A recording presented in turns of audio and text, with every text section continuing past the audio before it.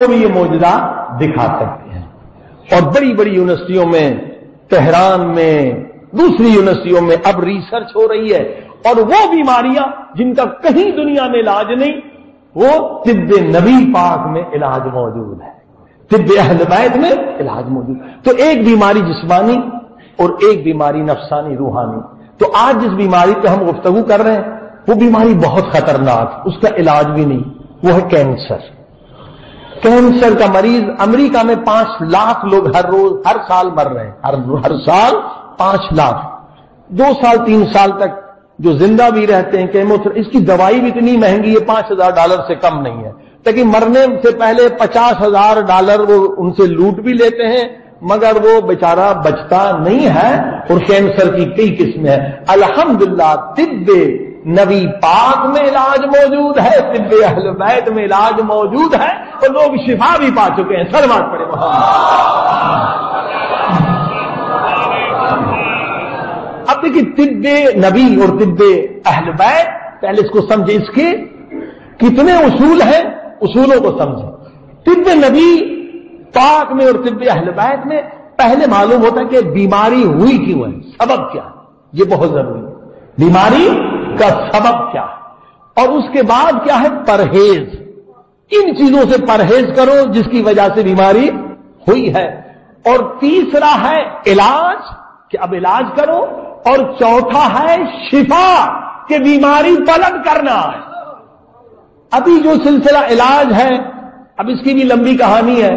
ابھی جو بڑی بڑی کمپنیاں ہیں وہ کہتی ہیں مریض ہمیشہ ہمارا گاہک رہے. ابھی اگر شوگر لگ گئی تو ساری عمر شوگر کی ٹیبلٹ کھانی پڑے گی. ہمارا کولیسٹرول زیادہ ہو گیا تو انگلینڈ میں ڈاکٹر نے کہا مولانا یا ورزش کرے، اگر ورزش سے نہیں گرا تو جو میں دوائی دوں گا نا، جب کھا لی تو آپ کو تمام عمر کھانی پڑے گی. یعنی شفا والی بات ہی نہیں ہے. صلوات پڑھی محمد.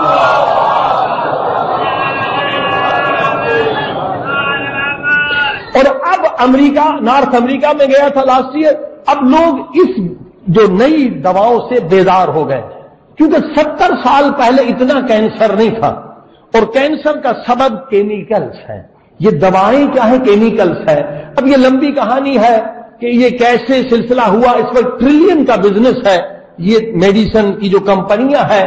کیوں پہلے حکیم آپ کو بتاتے تھے سونف کھا لو، ادرک کھا لو، ٹھیک کر لو.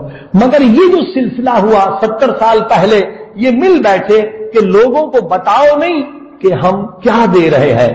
سونف کو اوپر کیمیکل ملا کے ایک ٹیبلٹس بنا لو، سونف بتا دی تو بازار میں 5 روپے میں سونف لے لیں گے.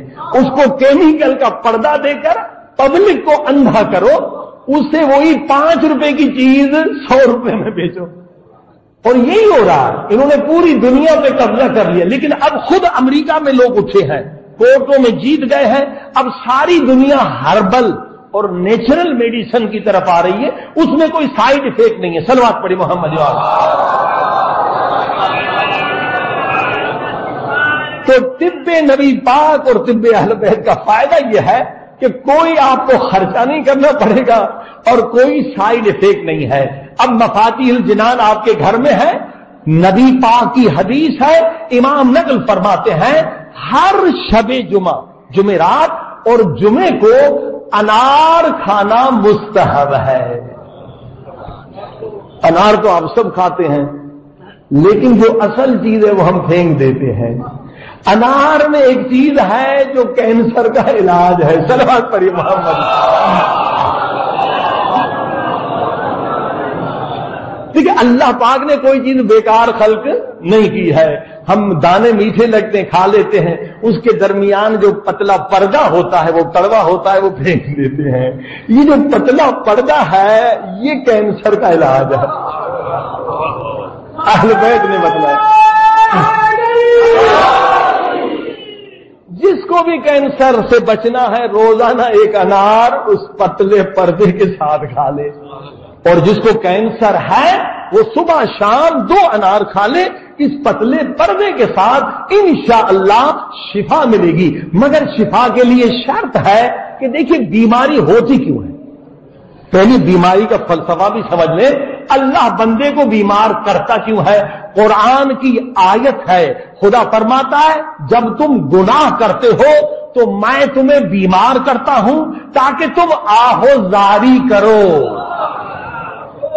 ہاں ہم آہوزاری جا کے ڈاکٹر کے ہاں کرتے ہیں نا کہ خدا کے ہاں. صلوات پڑھی محمد. خدا بیمار کرتا ہے تاکہ آہوزاری کرو. تو جتنے اہل بیت کے نسخے ہیں ان کے ساتھ 4 رکعت نماز پڑھنا ضروری ہے.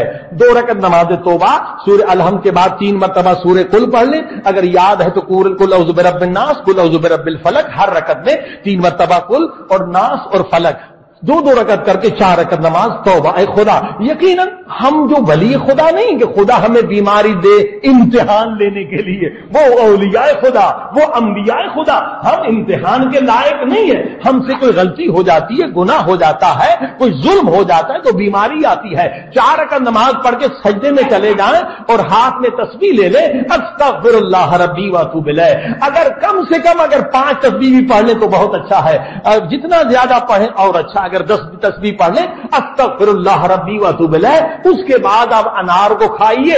انار کا ایک اور معجزہ بھی سن لیں, اگر پورا انار رات کو سونے سے پہلے کھا لیں, یہ نماز تہجد کے لیے اٹھاتا ہے. اٹھ جائیں گے, اب بستر سے اترے نہ اترے آپ کا کام ہے. صلوات پڑھیے محمد.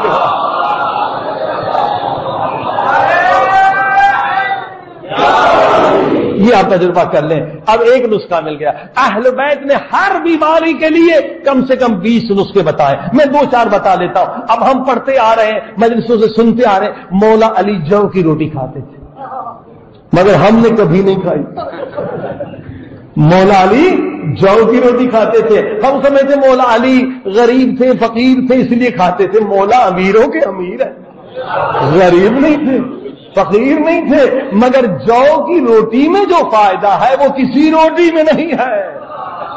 اب انگلینڈ یورپ میں جو کے پیچھے لگے ہوئے ہیں, ہر چیز جو کی, بسکٹ جو کا, کیک جو کا. کیونکہ ہم امریکہ میں تھے, ڈاکٹر تھے, ہارٹ اسپیشلسٹ بڑے بڑے, انہوں نے کہا مولانا ہم جو دل کو صاف کرتے ہیں, دل کی نلیوں کو, رگوں کو, وینس, آرٹریز کو, اگر کوئی جو کی روٹی چھلکے کے ساتھ کھائے تو وہی کام ہو جاتا ہے جو ہم آپریشن سے کرتے ہیں. دل کی نلیاں صاف ہو جاتی ہے, اور جو میں وٹامن بی سب سے زیادہ ہے, حافظہ بڑھاتی ہے, اور جو کی روٹی کھائے کبھی پیٹ کی بیماری اسے نہیں ہوتی. صلوات پڑھی محمد. اب علاج کیا ہے؟ جو کا سوپ بنائیں, جو کا سوپ بنائیں اور اس میں سرکہ انگور کا ڈالیں, 1 مرتبہ کھائیں, انشاءاللہ کینسر ختم ہو جائے گا. صلوات پڑھی محمد.